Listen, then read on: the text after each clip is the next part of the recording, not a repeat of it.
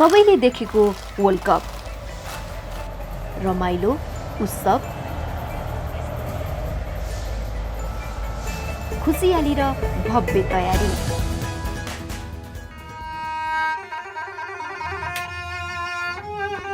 तर हाम्रो आँखाले देखेको वर्ल्ड कप भित्रको कहाली लाग्दो अर्को पक्ष हो।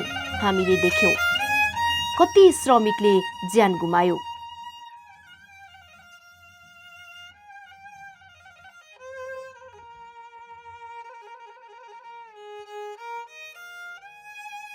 प्रशासनिक त्रासको छायामा कति चरम शोषण भयो, भौतिक आक्रमण र यौन दुरुत्साहन सहितका दुर्व्यवहार कति भयो, अस्वस्थकर कार्यथलो, सुविधा बिनाको दयनीय वासस्थान र दैनिक हुने पेशागत दुर्घटना हामीले देख्यौं। कार्यथलोको परिचय पत्र उपलब्ध नगराउनु, भिसा नवीकरण योजनाबद्ध ढंगबाट नगराई अवैध अवस्थामा पुर्याउनु, रोजगार सम्झौता विपरीत फरक काममा लगाइनु, नक्कली एजेन्सी मार्फत रोजगारीमा जानु यसको मुख्य कारणहरू हुन्।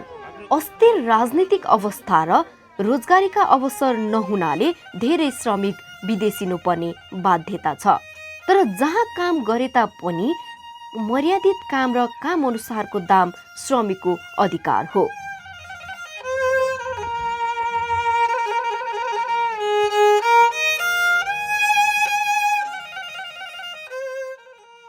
जहाँ श्रमिक त्यहाँ जी फन्ड। सन् 1994 देखि यही नाराका साथ गन्तव्य मुलुकका प्रवासी श्रमिकलाई गठित गर्ने अभियान हामीले सुरु गर्यौं।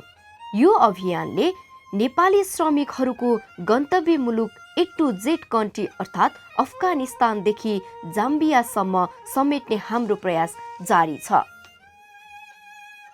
गन्तव्य मुलुकमा हामीले जीफन्ड सहयोग समूह, जीफन्ड सपोर्ट ग्रुप बनाउँदै हामीले भन्यौं गन्तव्य मुलुकका ट्रेड युनियनहरूसँग सम्पर्क गर, सम्पर्कमा रहेका युनियनको सदस्यता हासिल गर, सम्बन्धित युनियनको विधि अनुरूप शुल्क तिर, नेपाली दूतावास वा नेपाली तथा स्थानीय सङ्घ संस्थासँग सहकार्य गर, काम गर्ने ठाउँमा आफूमाथि आइपरेका समस्या हल गर्न आग्रह गर, गन्तव्य मुलुकमा ट्रेड युनियन नभए या त्यहाँको युनियनले प्रवासी श्रमिकलाई नसमेटेको अवस्थामा एक आपसमै गोलबन्द हौ र गन्तव्य मुलुकको कानुनले दिएको अधिकार हदैसम्म उपयोग गर।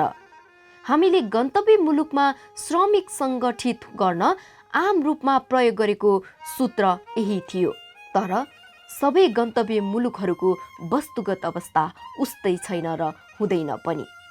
तसर्थ वस्तुगत अवस्थाको आधारमा हामीले विभिन्न प्रक्रिया अपनाउँदै दुई मुलुकको ट्रेड युनियन बीच श्रम सम्झौताको लागि पहल गर्ने, माथिका सूत्रलाई व्यवहारमा लागू गर्न समझदारी पत्र MOU-मा हस्ताक्षर गर्ने हाम्रो अभियान सन् 1994 मा कोरियाको KCTU-बाट सुरु भई क्रमशः Hong Kong, Malaysia, Lebanon, Bahrain, Kuwait, Bharat हुँदै जोर्डनसम्म सम्पन्न गर्यौं।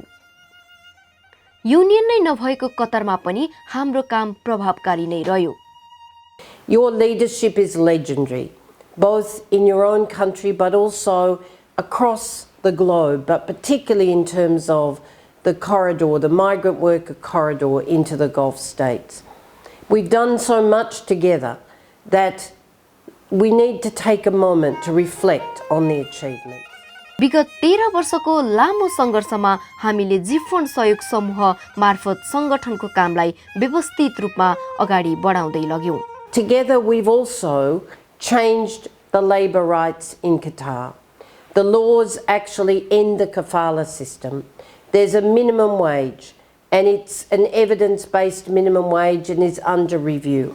रोजगारी सम्झौता, लामो कार्य घण्टा, अव्यवस्थित र दयनीय वासस्थान, असुरक्षित कार्यस्थल, सम्झौता अनुसार तलब नपाउने, दासत्वको अवशेषको रूपमा रहेको काफला प्रणालीको बन्धन जस्ता समस्यालाई समाधानका लागि पहल र लबिङ सुरु गर्यौं। अभियानकै क्रममा ITUC, ILO, BWI र WSM को सहकार्यमा हामीले थप काम अगाडि बढायौं। जहाँ ट्रेड युनियन अधिकार छैन त्यहाँ अन्य सङ्घ संस्थासँग सहकार्य गर्दै हामीले हाम्रो अभियान जारी राख्यौं। त्यसैको फलस्वरूप सबैको साझा पहल कदमीमा कतारमा नयाँ श्रम कानून जारी भयो। कतर गवर्नमेंट ने एक तारीखी फैसला किया है, बहुत बड़ा ऐलान किया गया है, जो कि खलीज में जीसीसी में किसी भी मुल्क में ऐसा कानून नहीं है। कतर पहला मुल्क है कि जिसने तमाम GFOND's work on organizing Nepali migrant workers in the Middle East and more specifically in the construction sector in Qatar is an excellent example of cross-border trade union work. Taking part in an official ILO delegation that visited Qatar, I could witness by myself how GFOND organizers informed migrant workers on their rights and how they were trained to pass on this knowledge to their colleagues. I'm convinced that this was a stepping stone for the establishment of the agreement with the Qatari government to respect the rights of migrant workers and abolish the kafala system. Of course, a lot still needs to be done, but now Nepali workers can count on mechanisms that the ILO has put in place to denounce abuses and claim for the respect of their rights. I hope we can continue to collaborate in order to build together the future of work that we all want. हामीलाई थाहा छ कतारमा नेपाली लगायत थुप्रै देशका श्रमिकहरूको रगत पसिना बगेको छ। ती श्रमिकहरूको कारण कतारमा वर्ल्ड कप पनि सम्पन्न भयो। I extend my heartfelt congratulations to the General Federation of Nepalese Trade Unions. The ILO and GFOND have been working closely together in many areas, including safe and just labour migration, which must be a priority for us, social dialogue, the elimination of bonded labour and of child labour, social protection, and emerging from many years of insurgency, Nepal faces many challenges on its way to a job-rich growth process. World cup सञ्चालन गर्न, भौतिक संरचना निर्माण गर्न लाखौं श्रमिकहरूको पक्षमा क्रियाशील हामी केही पाउने आशामा काम गरेका थिएनौं। तर एक दशक भन्दा लामो हाम्रो कामका लागि आज हामीलाई पुरस्कृत गरेको छ। हामीले श्रमिकको world cup, alternative world cup जितेका छौं। हामी धन्यवाद दिन चाहन्छौं सीमा पारीको हाम्रो लडाईँमा साथ दिनुहुने तमाम सहयोगी हातहरूलाई र बेल्जियम ग्रीन पार्टीको समस्त टिमलाई।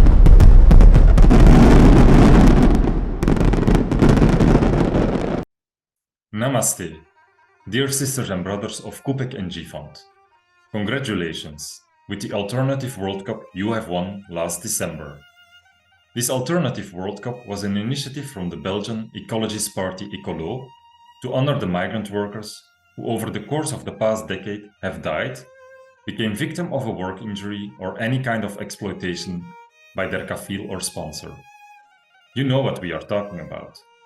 Physical or mental abuse, non-paid wages, wrongful dismissal, refusal by the kafil to let a worker return home, being reported to the Qatari police, even arrest, detention or deportation from the country.